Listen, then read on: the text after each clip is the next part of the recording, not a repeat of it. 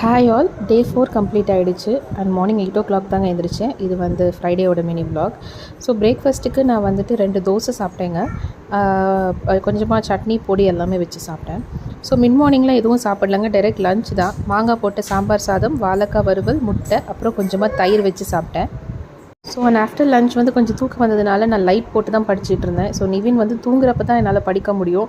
முழிச்சிருந்தாங்க அப்படின்னா என்னோடய டேபெல்லாம் எடுத்து நோண்டிகிட்டே இருப்பாங்க, என்னை படிக்க விட மாட்டாங்க. ஸோ அவர் தூங்குறப்ப தான் நான் வந்து படிச்சுட்டு இருந்தேன்.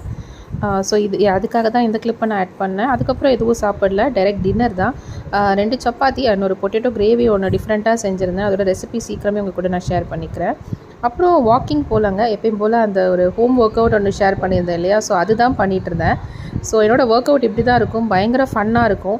நான் இதெல்லாம் பண்ணுறப்போ என் கால்குள்ளெல்லாம் ஓடிட்டே இருப்பான்.